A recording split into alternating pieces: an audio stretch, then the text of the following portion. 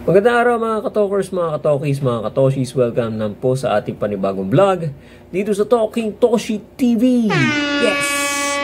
Alright! Dalawang kupunan na lamang po ang natitira matapos pong manalo itong Barangay Ginebra laban dito sa San Miguel Beermen 102.99. Maganda sana yung laban, kinapos lang talaga ang San Miguel. Okay? Magkagayon pa man, they had their chances, sa 3 points, sa 4 point area, pero hindi pumasok talaga. Okay?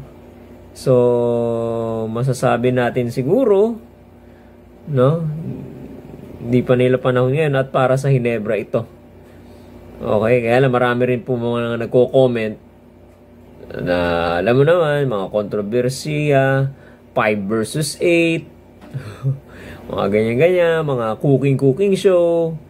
Well, set aside na muna natin yon dahil wala tayong magagawa. Nanalo sila kanina, nakapasok na sila sa finals. At ang mga kalaban nitong Barangay Ginebra ay walang iba kung hindi itong TNT Tropang Giga. Mga kababayan, magkahiwalay po na grupo po ito. So ito ay ang unang pagkakataon nila na magtatagpo sa konferensyang ito. Ang TNT ay nasa Group A at ang Ginebra naman ay nasa Group B. Okay? Bagamat ang Ginebra hindi nagtapos ng number 1 sa Group B,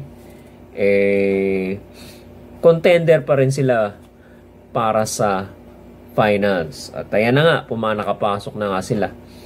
Key matchups. Tingnan muna natin yung mga key matchups,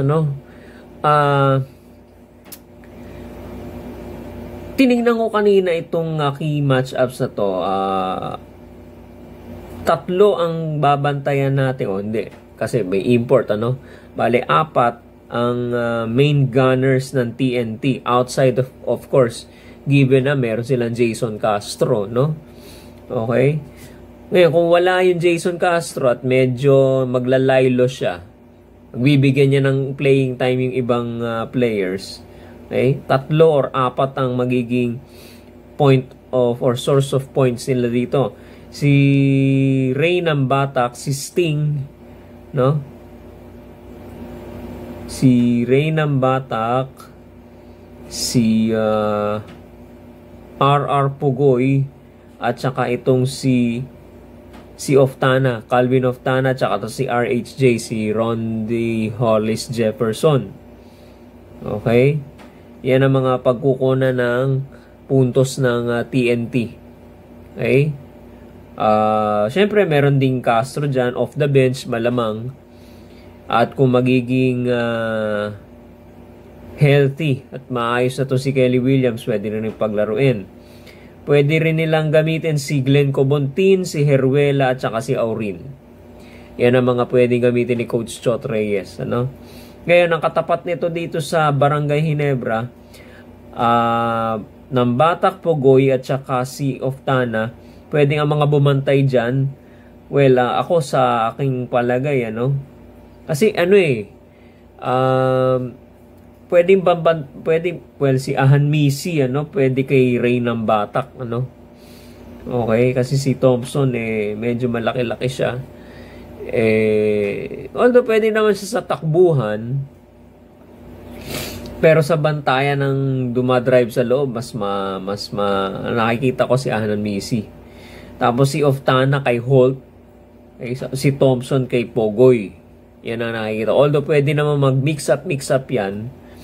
Pwedeng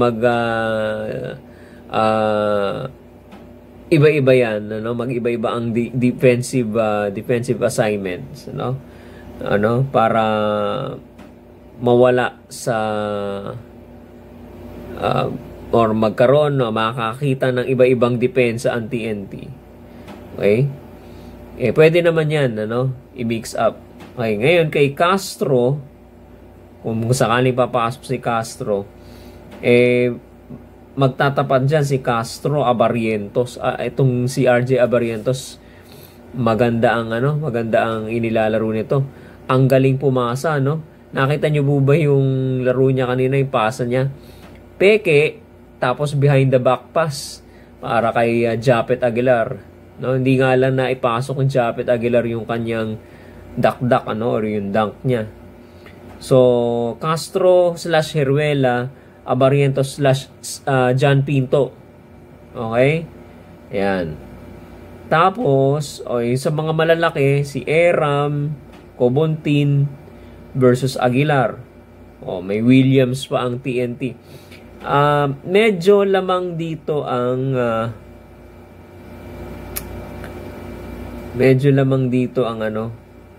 sa bench, sa bench mas lamang, although may mga injuries din kasi, pero lamang pa rin kung ikukumpara sa TNT. Ako yun Ginebra, slight advantage sa bench, no? Maraming pwedeng hugutin si Coach Tim Cone dito. Meron pa siyang Raymond Aguilar dito, hindi ko lang sinama, no? Of course, yung labanan ng mga imports, si Rondae Hollis Jefferson at saka si JB, no? Justin Brownlee. So, maglalaban dito sa best import. Sino kaya sa tingin nyo mga kababayan ang best import? Ilagay nyo dyan sa comment section natin, dito sa baba. Ayan. RHJ ba o JB? Rondae Hollis Jefferson ba or Justin Brownlee ang magiging best import of the conference? Alright? Ayan. So, kung wala na itong at saka sino ang magiging best player of the conference? Okay? Si Oftana? Pwede, no? Kung sa Ginebra, si Aguilar. Ayan. Si Japet Aguilar. Malamang, kung sa Ginebra kukuha.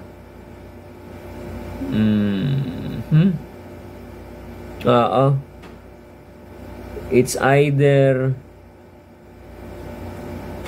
ewan ko kung si Oftana, Well, kumpara kay Aguilar at Oftana, Aguilar na yan. Kasi maganda ay nilalaro ni Japet Aguilar, Okay, nung simula nung na-trade si Sandhardinger, syempre nawala yung isang malaki nila. So, napunta lahat ang playing time kay Japet Aguilar. So, medyo tumaas ang puntusan nito si Aguilar, So, tingnan natin, baka best player of the conference itong si Japet Aguilar. Okay?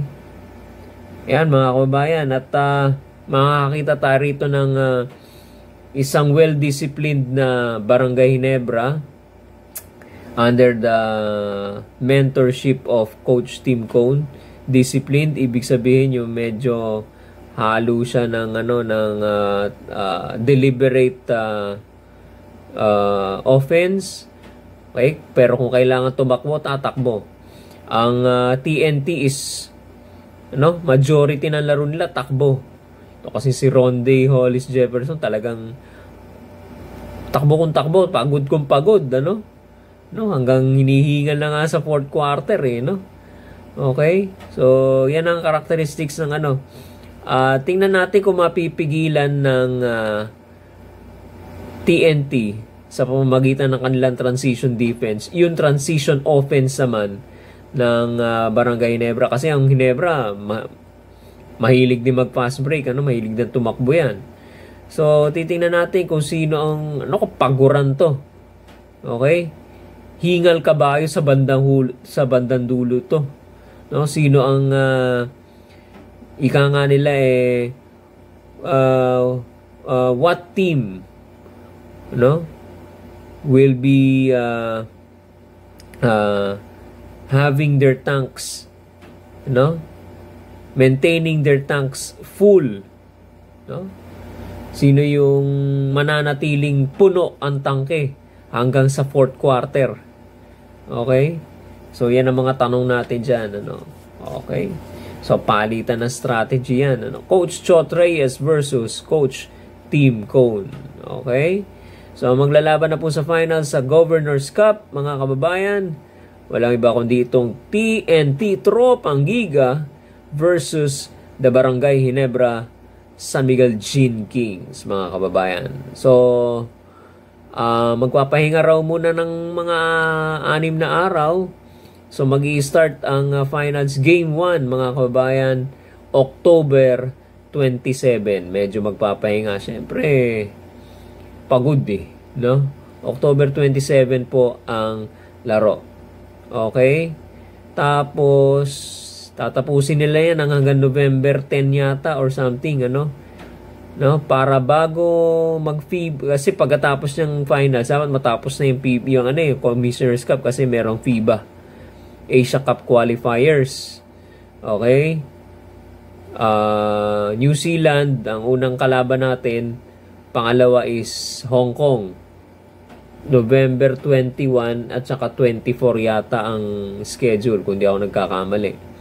Okay? Tapos, late November or early December ang Commissioner's Cup. Okay? Ang Commissioner's Cup po is walang limit ang height sa import. At naku po, kinakausap ng Converge itong si Dwight Howard, At hindi pa by that time siguro tapos na MPBL. Pwede na maglaro si Baltasar, Tsaka to si Habilianosa ba? Apelido. Tsaka to si Phillips. Hindi, basta nakalimutan ko yung isang pangalan. Malaki rin, So, ihandaan nyo na yung mga sarili nyo sa Converge. Tignan natin kung lalakas ba sila. Okay? Maraming matayang aabangan sa Commissioner's Cup. Mga trades. Yung mga nangyari dyan sa Magnolia at sa San Miguel. 2 beses nang napupurnada ang San Miguel. Expected sa All Filipino sila magcha-champion pero Meralco. Semifinals, natalo ng sister team na Ginebra.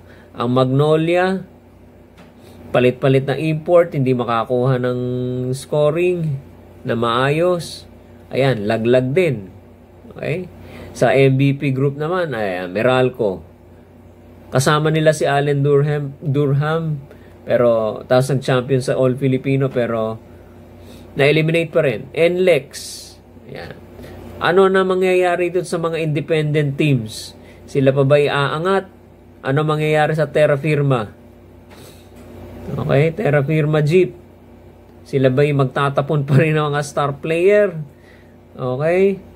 At ano itong papalitan na ito si Chito Victorero ni Jonah Del Cardel. Maraming mga movements dyan, sigurado ako, Ano na kaya lalo na dito sa SMC, nanghihingi na ng matinu-tinong player itong mga manok, tong Magnolia Hotshots. Tingnan natin, abang-abang tayo mga bayan, babalitaan natin kayo. Okay? Basta tutok lang po kayo dito sa Talking Toshi TV. Huwag po kayong bibitaw. Mag-subscribe po kayo. At huwag po kayong bibitiw. Like and share nyo na rin po itong video na to para mas marami pa pong makapanood ng ating updates dito sa Philippine Basketball Association sa Season 49. Okay? Alright. Like nyo na rin po yung ating Facebook page, Talking Toshi TV.